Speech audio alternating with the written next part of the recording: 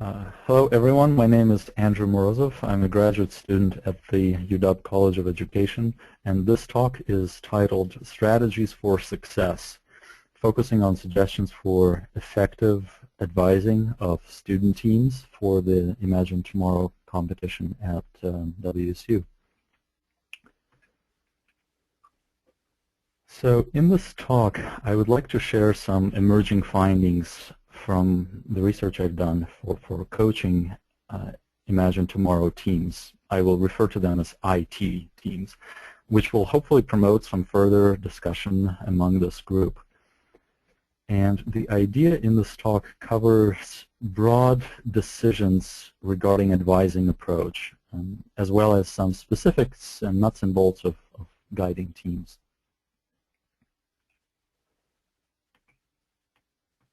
So first, a few words about the background of the study and the source of these recommendations.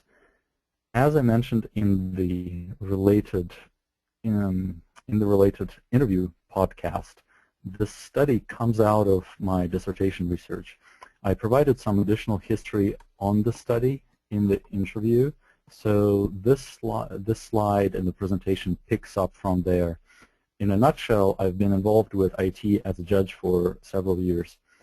When I attended the competition event for the first time, I noticed that the judging was really based on the project's tangible results, while the design process which produced these results was less apparent. So that got me interested in what exactly do students go through as they work on their projects. In other words, what does it take to successfully complete a project? There were among so these were some of the questions which the WSU organizers also happened to be interested in. So I was able to conduct a study in 2011 in partnership with the organizers, and they supported some of the initial planning and coordination to get that study going. The idea behind the study was to identify effective strategies for successful project completion.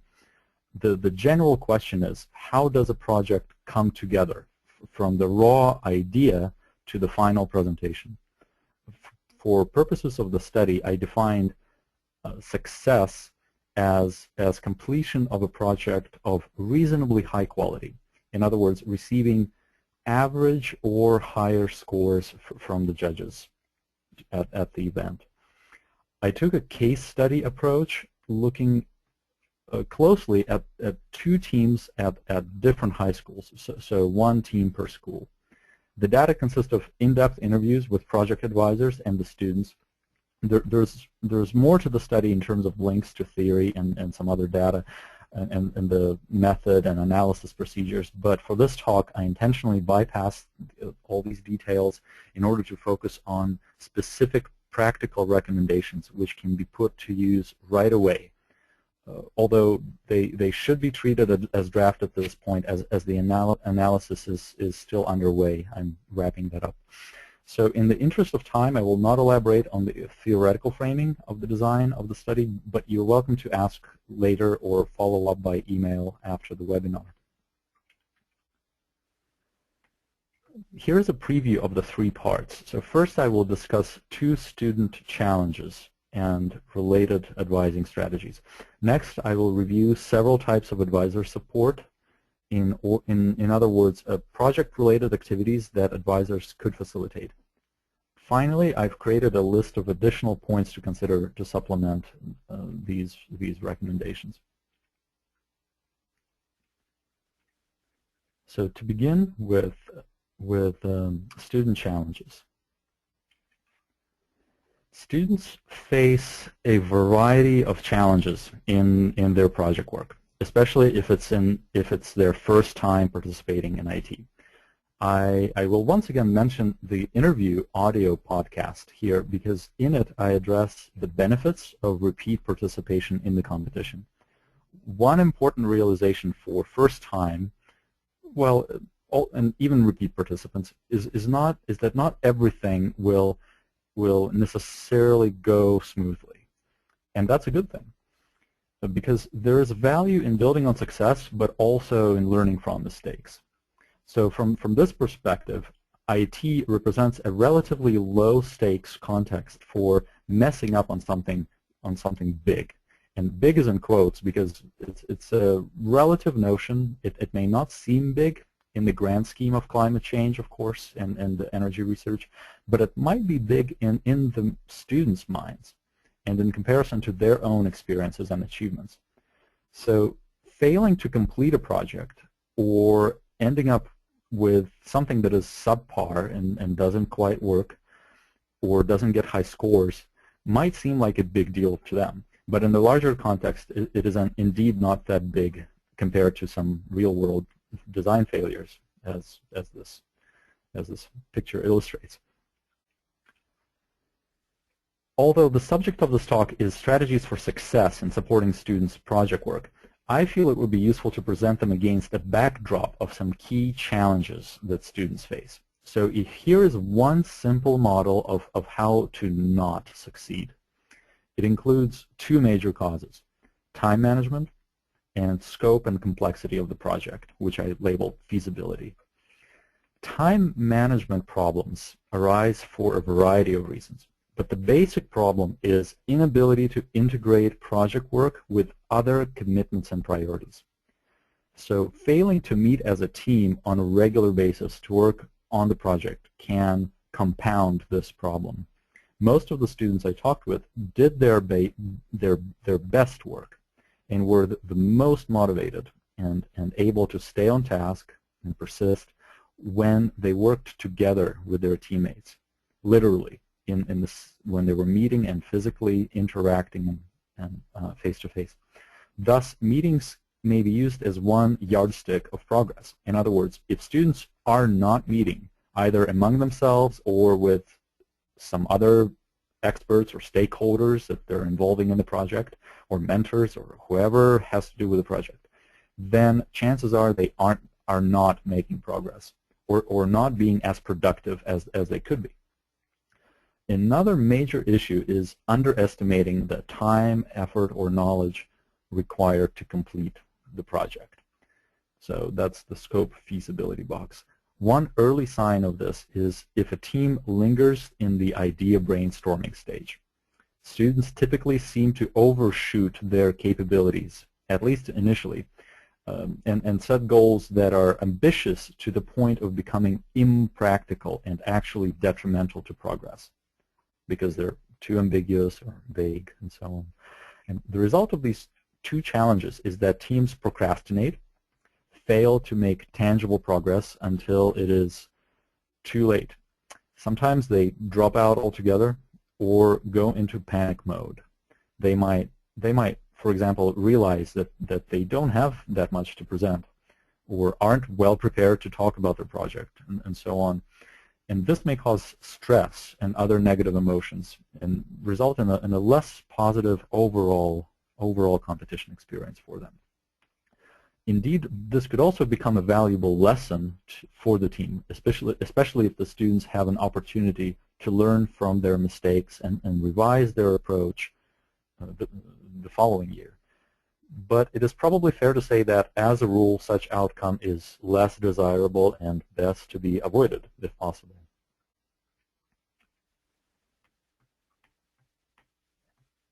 In particular, some of these avoidable negative experiences include stress, anxiety, and frustration. There may be various reasons for such emotions, but I will suggest 4 here for which it's within the advisor's reach to do something about.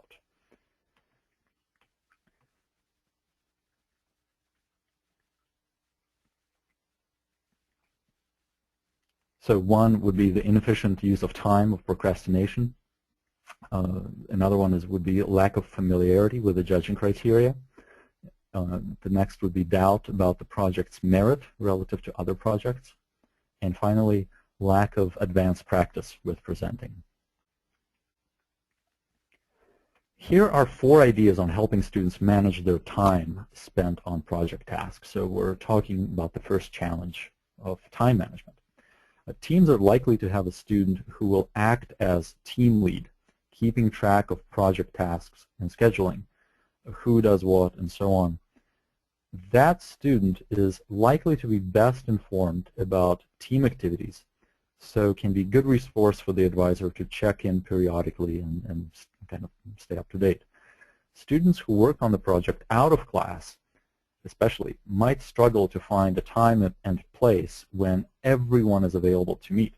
And so offering to use the advisor's classroom at specified days and times, such as weekly or biweekly, helps to reduce these scheduling difficulties. And this also adds structure to the team's process and helps them to keep, helps the students to stay accountable for showing progress. And that is indeed very important. The advisor might also assist with identifying external contacts that students might wish to reach out as part of their information gathering and research. Students may be inexperienced in navigating bureaucratic structures where they have to send formal-looking emails to adults. That might be a skill that they just haven't developed yet. And they might also get redirected around departments until they find the right person. So, for example, in a school district, which can be confusing for them as well. So finding the right individual can sometimes save them unnecessary stress and avoid delays. Now, this doesn't mean that the advisor should do all this networking legwork for them, for the students, because learning to communicate professionally and navigate these organizational structures and is also an important skill. But some initial guidance to get them started won't hurt this learning process. Finally, once the teams are figured out, it may be helpful to encourage students to discuss upfront their availability over the coming weeks and months to set expectations for how much time each person would have available and when they might be available or unavailable. So some student schedules are much more intense than others and include a variety of commitments such as sports, band, and so on. So teams should be clear about each other's limitations with regard to being able to work on the project on their own time, as well as attending meetings.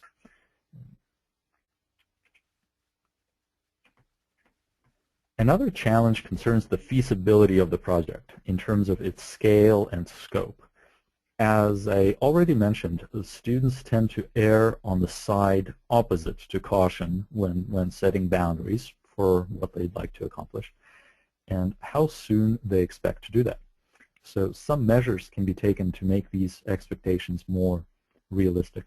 One strategy is to encourage students early on, as soon as they've settled on the initial project idea, to identify individuals who might be either impacted by their project or might know information that they need that could be useful.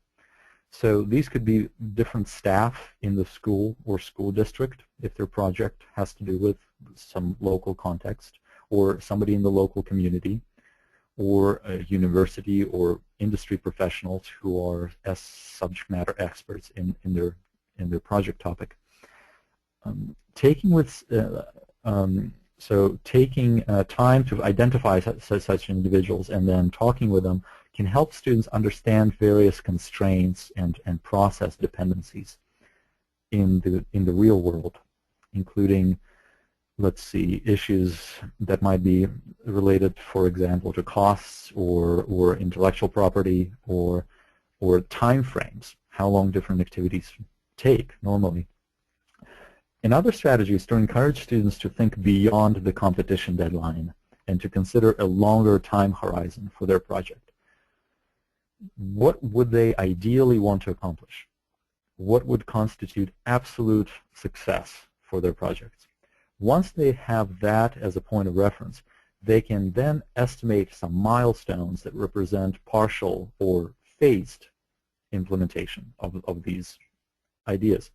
So in some hypothetical design project, one phase might involve research and conceptual design of some product or process.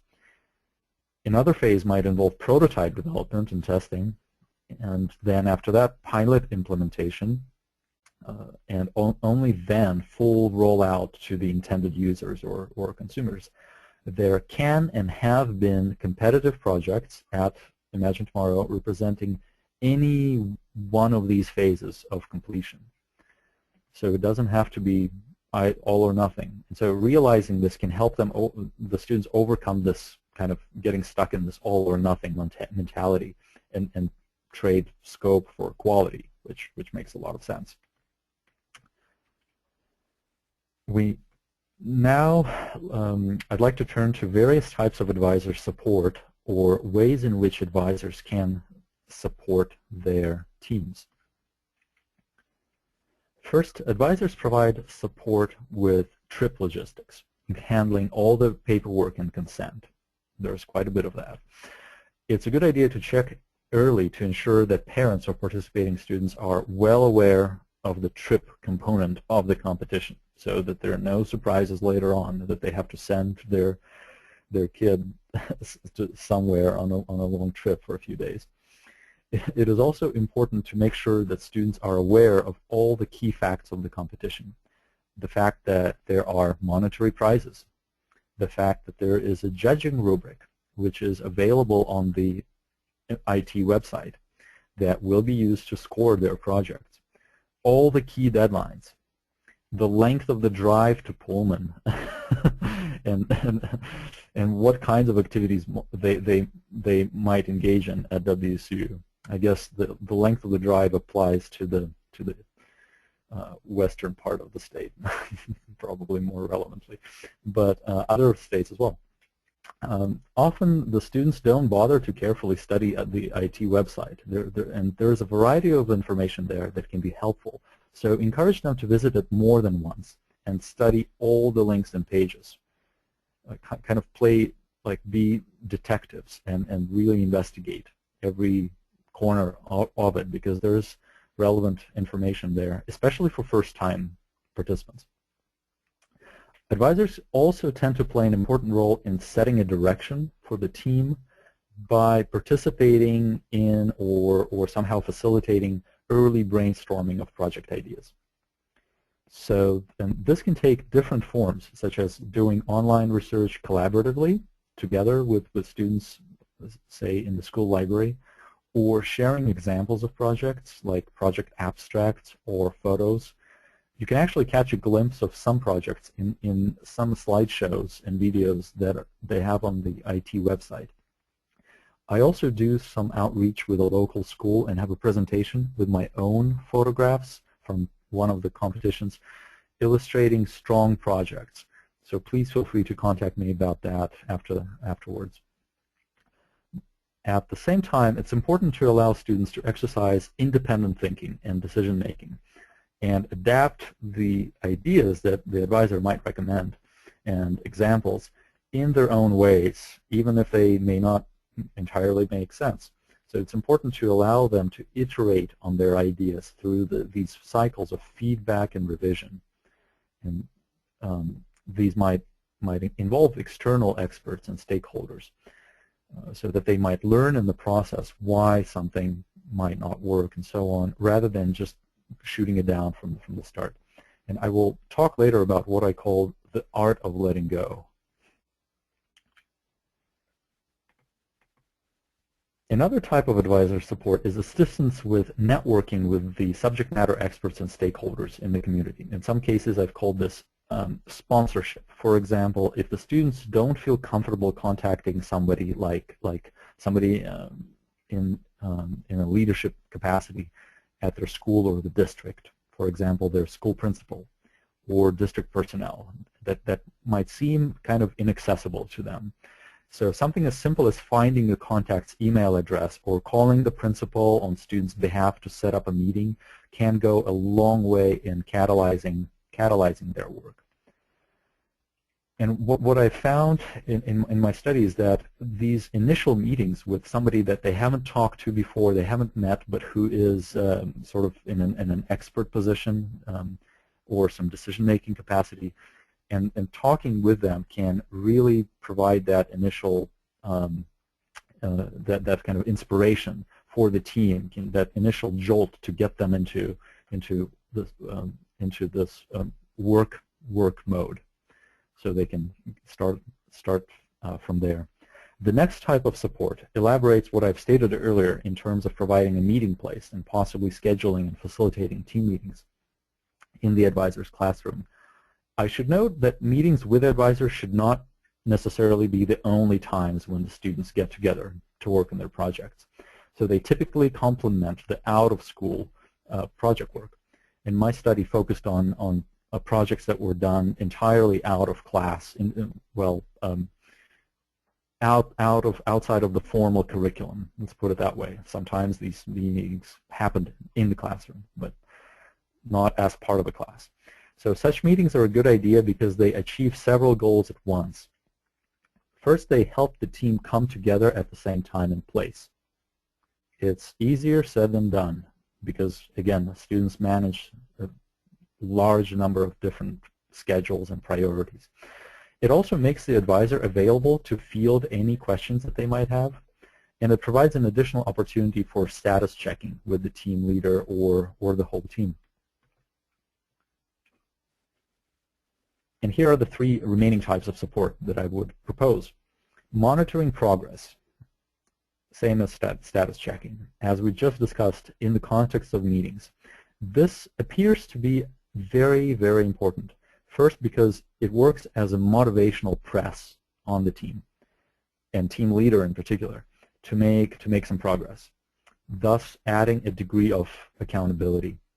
Secondly, it helps the advisor to stay up to date of any changes in the team or the project, which might impact their formal registration with Imagine Tomorrow. Things like project category changes, if the project kind of jumped from one category and to another, ended up in something else over time, title of the project, or if somebody drops out or is added to the team, so changes in team membership. Secondly, planning for practice. Well, as the saying goes, practice makes perfect. So, and the presentations are no exception. So skipping this step might seem kind of harmless, but it can undermine the team's presentation with at least the very first judge or several judges and result in scores that are lower than what the project might actually deserve. The arrangements for mock presentation can take many forms. They can range from something relatively formal occasion where other teachers or district staff or some outside experts, whoever the teacher can find, can judge the projects using the IT rubric, hopefully, to give them that practice with it, and to even like less formal settings where, say, students set up projects in front of the cafeteria and chat about them as other students pass by, just talk about it. All of this can be very helpful. And although all the judges use the same rubric, they differ in what aspects of the project they emphasize in the conversations with students, or consider sort of, I would say, more illustrative or indicative of the project's merit.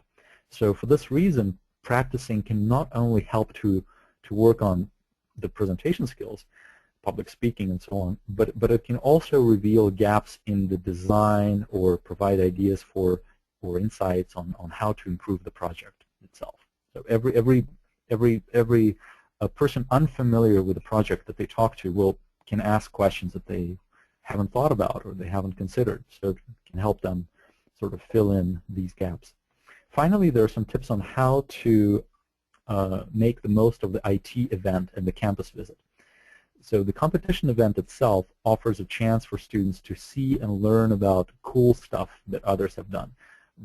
Reflect on their project and compare it to others that might be similar, and develop a better understanding of their strengths and areas for improvement. So beyond the main event, even the extra time that they get to spend on campus can be used for activities to help students to get a deeper exposure to college, whether it's a tour of the library or some research lab, I believe the organizers set up such opportunities so advisors can sort of prepare something in advance and plan an itinerary. And meetings with faculty members in some college, possibly, depending on students' interests or what they are thinking about majoring in, maybe. All of these can be firsts for some students and give them a better idea of some particular academic discipline or just generally college lifestyle and activities. So this last part includes a number of points to consider in addition to the ideas I mentioned above. They represent other findings that have emerged from the analysis, and they seemed worth mentioning as they reflect some lessons learned and best practices. They're fairly self-explanatory. So to avoid information overload at this point, I will skip them in my narrative unless there will be questions that call them out. So I might refer back to something during the question and answer, but I believe this presentation will be available on the MOS website, so you're welcome to download it and review the slides as well. But I will just briefly show the slides and just mention the key points. So these points have to do with the kinds of students that are being recruited, being tapped for participation in the competition. The number of teams, how to sort of balance that with the advisors' time, the time demands and other commitments and so on.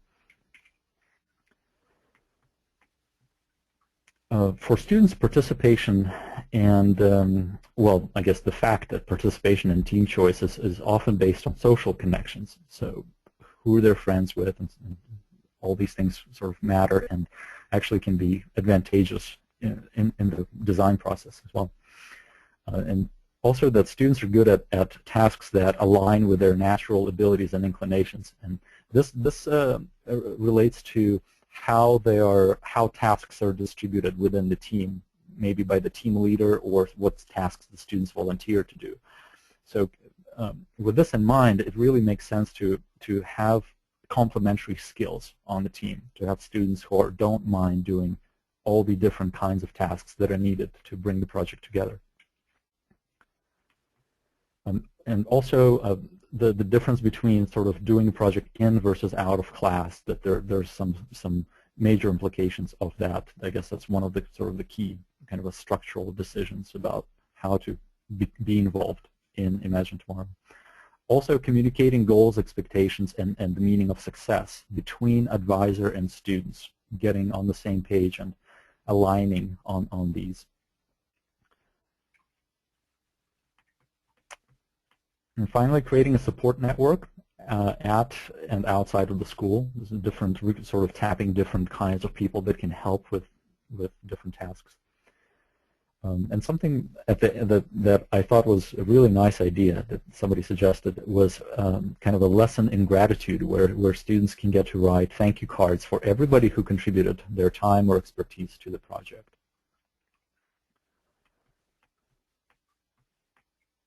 So this last point has to do with the extent of advisors' hands-on support or involvement in project activities. So I guess I will skip that, but well, let's see.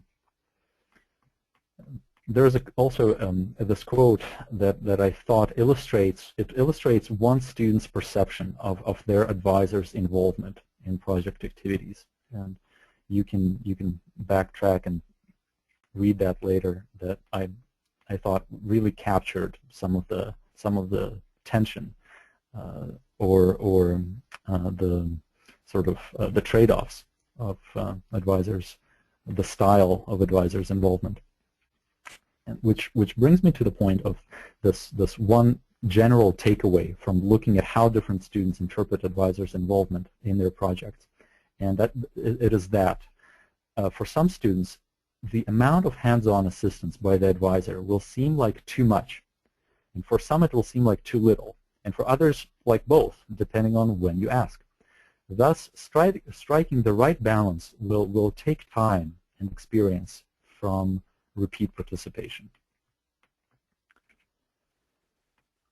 In conclusion, I wanted to share one additional resource which might be of help. It's a website which began as a side project of mine based on just my notes from reading the research literature on competitions as part of my dissertation research.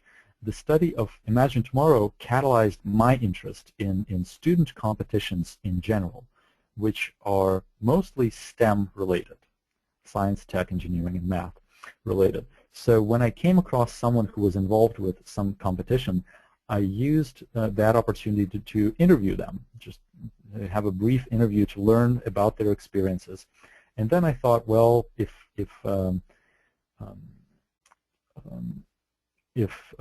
you know, that the others who are either researching, organizing, or participating in competitions might benefit from these insights. So all this information is now online, and you're welcome to look at it anytime. I will end with this quote, which is from somebody you can probably recognize, Steve Jobs.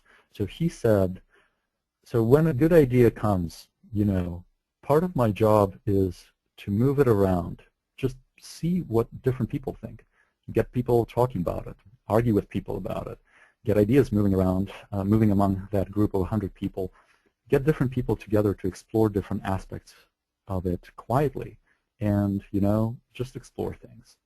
This quote is a reminder that students have an opportunity while at WSU and while working on their project to have a lot of fun by simply exploring.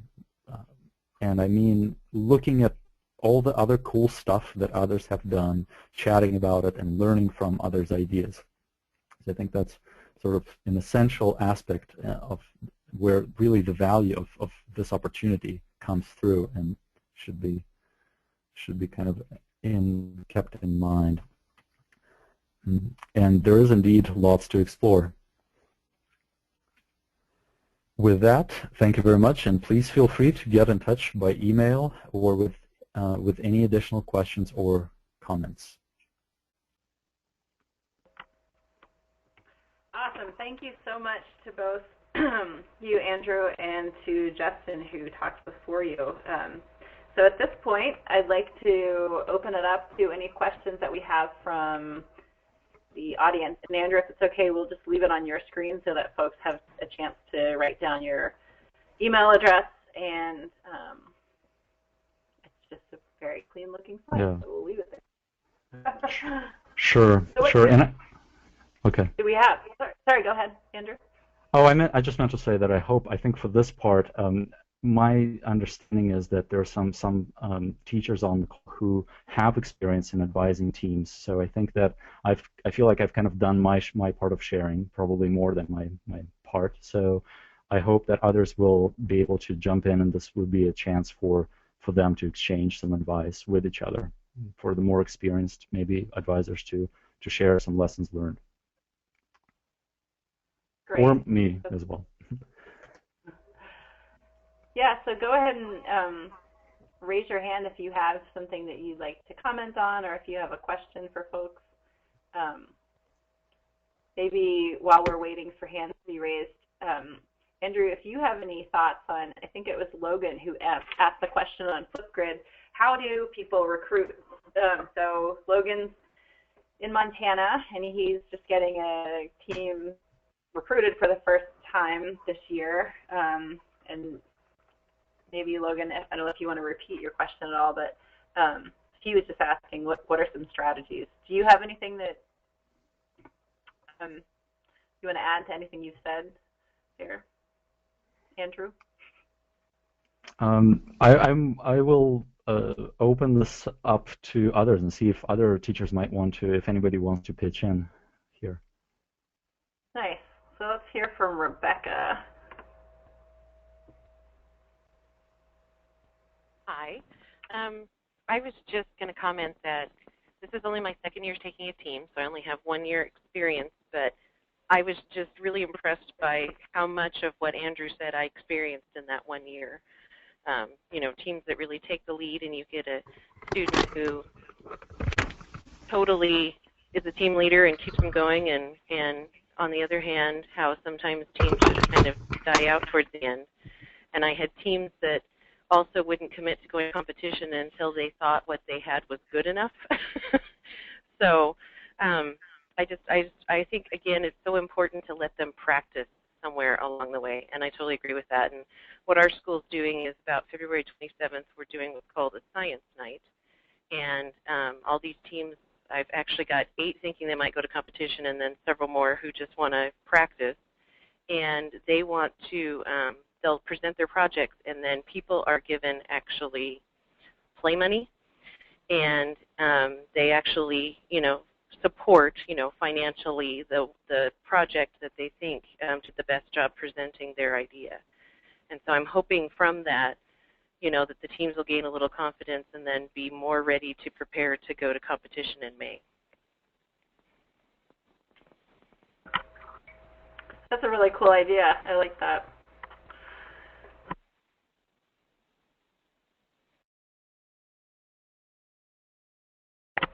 Let's go to see. So we've got a couple questions typed in. How to recruit early and frequent promotion to online classes, showing the videos from the website, talking about how fun it is. So this is from Emily. So it sounds like just kind of getting a buzz going about it. Early and frequent. I think that sounds like a really great strategy. Scott has asked us to elaborate about question selection. Anyone want to take a stab at their strategies for selecting topics?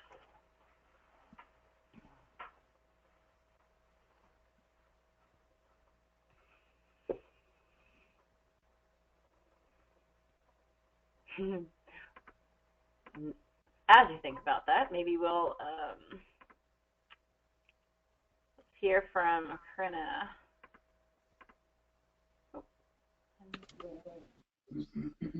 Hi. So for going back to recruitment, something that worked really well for us for this year was after the competition last year, we had some of our students go to the science classes and talk about joining the club for the following year. And I think that really helped because the kids had just got back from competition, so they were really excited and enthused to classrooms when we got back into school at the beginning of the year. And so I think that helped get kids, one, that were really interested in it, and not just in it so that they could have more time with friends. And in the social aspect, I think has been really important, but we had in the past couple of years kids join because we just do it as a club, it was hard to keep them focused and actually have them end up with a project and stay on timeline. And for products or for project selection, what we've done is have assignments basically where the kids bring in a news article of something local that's happening with an environmental challenge, and quite a few of the projects have come from that. And so in the beginning, before they're selecting projects and stuff, we just kind of do a environmental education overview and a local events information at the beginning of every meeting before we do some of our other stuff, and that seems to have helped the kids come up with projects. That's a great idea. I was thinking along similar lines of, just looking, I think maybe 2 webinars ago, people were suggesting just focusing on local problems was a great way to find topics. And also, you'd have experts within the community that students could go interview or ask, like what kind of needs do you have here? And then Scott, I'm addressing this specifically to you because you're asking for topic selection, but I think one idea, just so the Northwest Advanced Renewables Alliance, the whole focus of this is trying to create aviation biofuels from woody biomass. Maybe that sounds like kind of a very specific topic that wouldn't necessarily be related to something going on in your area. However, there's so many different parts of that process, and so if you go to that website, narrowrenewables.org, and just look at the different research teams, I'm just wondering if there might be something there that would spark student interest. Yeah, there's so much you can do with biofuels. From there's folks looking at how do we get the wood out of the forest efficiently. Not how do we get it out? How do we get the efficiently get the parts of the tree that aren't being used for lumber? How do we transport this? Anyway, I think your website. And Justin, I don't know if you want to elaborate on anything to do with the topic.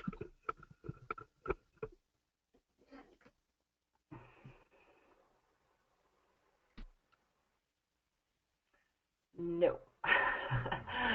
Okay. Sorry, Carla. I was fumbling with my mic. Oh.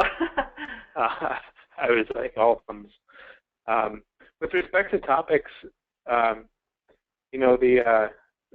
personally, I really do agree with the cruising through the nararenewables.org site that Carla was just mentioning to catch the newest ideas that are coming through. And as Andrew mentioned, you can find great examples too that can jog the imagination and inspire students. You can find good examples of existing Imagine Tomorrow projects on the Imagine Tomorrow website. And I should say also, I guess if I were maybe sitting in your shoes of having to field a team and farm ideas, to be honest, I'd probably look at some of the other competitions that happen around the nation and I think when I've looked at those are also very inspiring and can kind of help with getting some ideas in the hopper. And Intel sponsors a big one in Portland, and so does Toyota. And there's dozens and dozens of similar competitions in other parts of the country that you could look at the top winners, or you could look at the inventory of participants that have been in those programs, and maybe find an exciting topic, or even expand the ideas of what are feasible. So that'd be, I know that's kind of a tangent from what we've been talking about with NARA and biofuels, but I think that it's really germane to just consider that high schools in every state participate in competitions similar to this, and those ideas are good ideas, and those things can inform successful projects in Imagine Tomorrow. Maybe just I could add a couple of words. Can you hear me? Yep. Yeah. Oh, okay.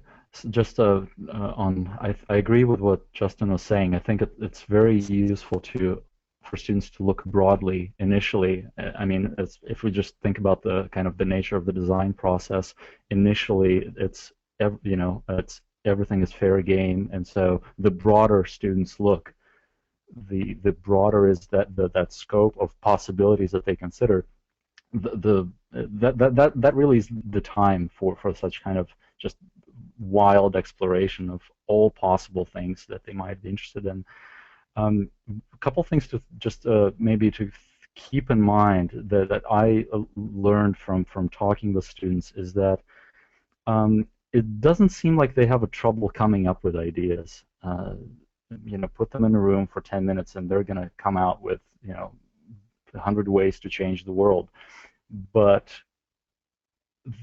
what might be trickier is coming up with an idea that is doable within the time and resource constraints that are necessarily going to apply to all teams, and that will not just be exciting for that very first initial brainstorming burst, but will continue to be exciting and motivating students to really invest some serious time over weeks and months. So something that will be capturing their interest over a period of time. And these might be things that they know. I mean, things that are interesting to them tend to be things that they're familiar with. So the both teams that I studied had and ended up doing projects that were kind of situated in their local context of their schools, because that's what they knew, and so they've been in these schools for years. They could see some problems, and these were the problems that they chose to tackle. And so the relevance of these questions didn't vary over time. It remained equally relevant throughout, and I think that sort of maybe helped to keep them on task.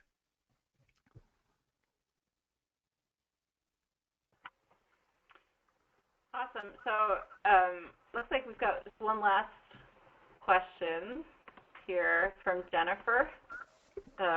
Question or comment, Jennifer? Yeah, I was just going to comment on the ideas process, because this will be my third time taking teams with 1 year off in those various times, and it seems like depending on the group of students I have, they tend to generate ideas in a different way. 1 year it started with what do we know about energy, but this year it started with what are they interested in, like computer science,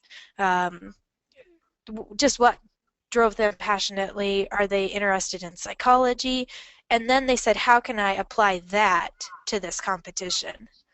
So it was a different approach than I'd seen before, and I think I see them working a lot harder this year independently than I have in the last year's group. So it was a backwards way to do it this year. And that's it. That's a really nice point about, I think folks have been addressing that in different ways. The motivation piece, how do students stay motivated? And one way is to connect their learning to things that they care about, whether it's the place where they live or just interests that they have. So that seems to be a theme that's kind of come up a couple different times. So thank you for sharing that. So we've gone a little bit over on time here, and I don't see any other questions at the moment.